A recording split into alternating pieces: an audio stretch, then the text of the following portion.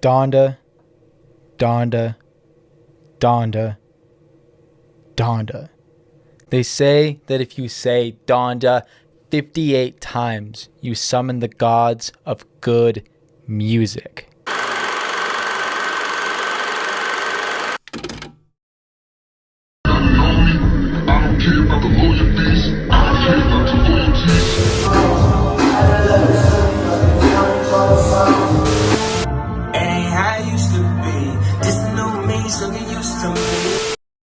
July 22nd, 2021. Kanye West hosts the first Donda listening party at the Mercedes-Benz Stadium in Atlanta, Georgia. Kanye hosted this event for 42,000 people and, well, millions of others via Apple Music, where he walked around stage playing the album wearing a very specific coat. But, well, that's a different story. The album overall sounding partially unfinished. The album was supposed to drop that night, but come midnight Eastern Standard Time, everybody is refreshing their favorite streaming platform and, well, no Donda. Very quickly after this, it was announced that Donda, well, wasn't finished. Kanye West actually ended up living in the Mercedes-Benz Stadium, turning one of the locker rooms into a studio where he locked himself in there with Mike Dean to finish the album. August 5th, 2021. Prior to Kanye's second listening party to show off his album once again, in the room he was staying at, you could see a countdown timer. Everybody watching that expected that countdown timer to be, well, the finished version of the album. That is when it would have dropped, is when that timer ended. Prior to the countdown actually finishing, Kanye goes on stage for a second time, once again selling the seats out completely. And once again, the entire thing being live streamed on Apple Music. That night, he performed the album once again, but with some song variations. You could tell that the songs were updated, that he had worked on them, that he was making some sort of progress. And everybody assumed that, well, the album was going to drop that night. But, well, once again, it didn't.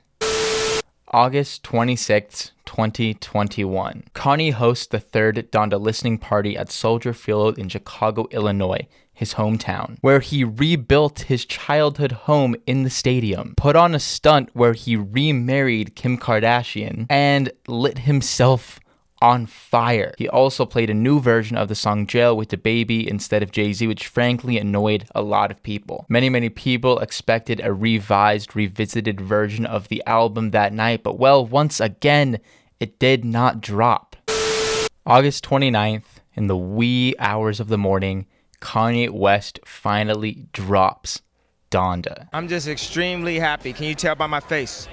Which, to some extent, makes sense because August 29th was, well, a Sunday. According to Kanye West, Universal dropped Donda without his permission, and at the very beginning, blocked Jail Part 2 featuring DaBaby. However, that has now been fixed. Part of me is glad that the album is finally here, but part of me is also wondering, was the album even finished? If Universal released the album without Kanye's permission, did Kanye think that the album was even done? Or was there more to be done on the album? Either way, this was one of the most insane album rollouts in history.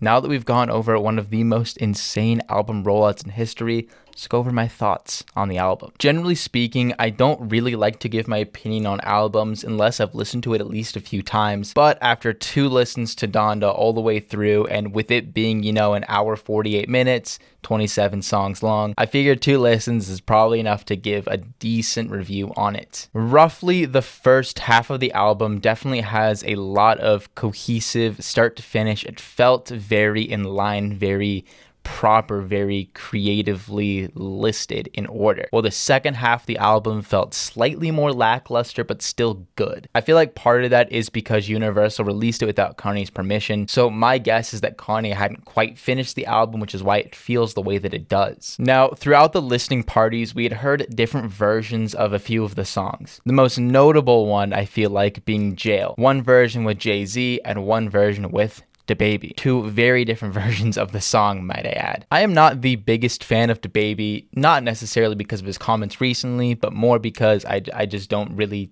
like his music that much. But I feel like he definitely showed up in the part 2 version of Jail. Prior to the album being dropped, a lot of us were wondering which version is going to actually show up on the album. And, well, Both versions, frankly. I was hoping the Jay-Z version would show up just because Kanye West and Jay-Z are just this iconic duo, but either way, we got both. I feel like technically the album was supposed to end after No Child Left Behind, because after that point, you just have part 2 of a bunch of other songs throughout the album, which effectively are like different variations of the same song, just with different artists, different variations, that kind of thing. What it really feels like is all the part 2 songs sort of like act as like a deluxe part of the album, but instead of releasing the album first and then a deluxe version with all the part 2 songs, they just released it all as one, which ended up making the album 27 songs long and an hour and 48 minutes, which for an album is fairly long, frankly. For deluxe, kind of makes sense, but for a base album, that's kind of long. Either way, the album did end up feeling somewhat like a full-length movie, a full-length feature film, with the last few songs almost acting as like bloopers to some extent. Not really, but you kind of get what I'm saying with that. The album felt, for the most part, cohesive, where it felt like you were kind of going through the mind of Kanye from start to finish. You can kind of feel his creative processes, what he's going through, and his thoughts, and just his overall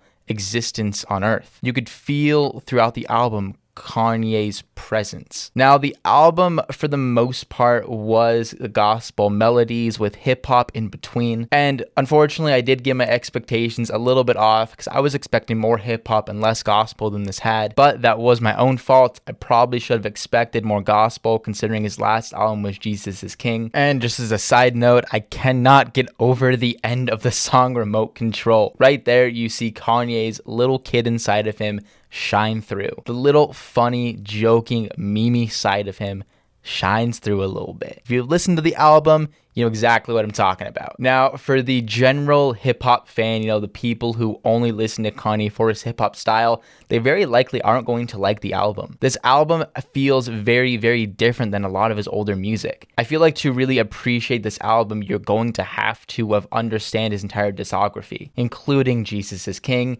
an album that a lot of people skipped over. Not everybody, but I feel like a lot of people skipped over the album because it had the gospel theme instead of the hip-hop theme. But I feel like listening to that album prior many times just kind of helps you understand this Donda album more and better. Ultimately, though, I did very much enjoy this album. I definitely plan to take a listen to this album many times over, even though it doesn't feel fully finished, which I almost like to some extent. It gives sort of a raw feel. But what we got right now, I enjoyed. And frankly, I genuinely think this is going to go down as a classic. But in summary, well, I liked it. It was a good album, and I plan to listen to it many times over. But with all that said, let me know what you guys think about the album below. Make sure to subscribe to the channel so you don't miss out on any other future videos that I post. Join the Based Tribe, aka the Discord server, down below. And once you've done those things, make sure to also click on my place popping up on screen and go and binge some of my content. With all that said, hope you guys have a great rest of your day.